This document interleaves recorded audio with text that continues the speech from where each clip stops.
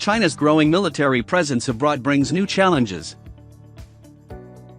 Increasing contributions to UN peacekeeping and the rising presence of Chinese security forces abroad are pushing Beijing to engage with questions of international law it has not previously had to consider. Soldiers stand in line as the frigate Suzhou arrives at the port of Djibouti in May 2018. In 2017, China established its first foreign naval base in Djibouti. Photo of Getty Images. China's involvement in UN peacekeeping contributions has been on the rise for some time. China is also stepping up its own military and security operations abroad to protect its commercial and strategic interests, particularly in Africa. Doing so, China is exposing itself to a more complex set of issues, including international legal issues, with which it is only just starting to grapple. China's contribution to UN peacekeeping over the last 10 years has expanded dramatically. In September 2016, it pledged $1 billion to help fund UN peace, security, and development activities, while in 2018 it supplied 10.3% of the UN peacekeeping budget, up from 3.93% in 2012. China is also the largest contributor of peacekeeping forces among the 5 permanent members of the Security Council. As well as its regular troop contributions, it has also established a standby rapid deployment force of 8,000 peacekeeping troops. For China, increased involvement in UN peacekeeping offers what it likes to refer to as a win-win situation.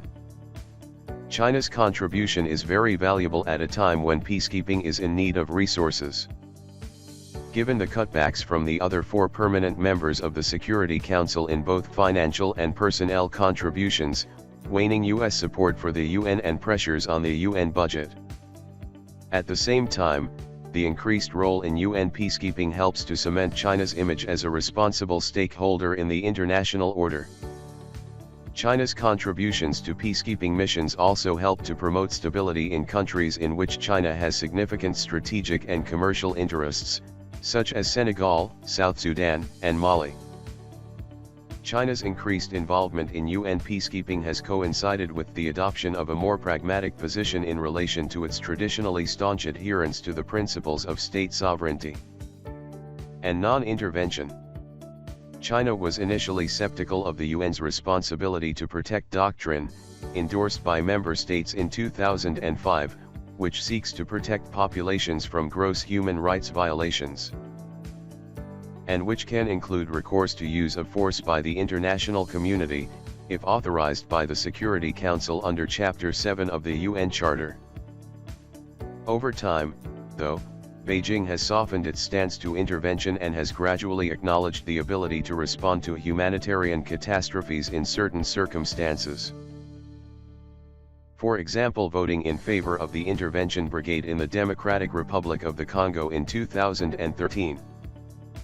The softening of China's stance on non-intervention is also evident in the significant rise not only in the involvement of Chinese troops in UN peacekeeping, but also in the deployment of Chinese military and security forces in a number of African states in order to protect China's investment and infrastructure projects located there. In 2017, China established its first foreign naval base in Djibouti, and in 2018 it held military drills in several African countries. The significant increase in China's military presence in Africa since 2015 gives rise to a number of more complex issues for both China and the local communities involved. According to a recent report, China's growing military and security presence in Africa is leading to concern in some local constituencies. The fact that China's state-centric perception of security and development downplays the importance of human rights is likely to compound these tensions on the ground. New international law implications. The growing presence of Chinese peacekeeping police and security forces abroad also carries implications for China in a number of different areas of international law with which it has only recently started to grapple. These include the law on the use of force and, given that many Chinese infrastructure projects are situated in fragile states, the law of armed conflict. 17. The mushrooming presence of Chinese companies and investments abroad also carries implications for the Chinese state, and for the companies concerned. Under international human rights law, the international law on state responsibility could also be relevant if security companies owned or employed by the Chinese government, where their actions are attributable to China, become complicit in breaches of international law by other governments. Compared to other areas of international law, such as international economic law and the law of the sea, China has not invested much to date in education in these areas, which may leave it exposed as it increases its global footprint.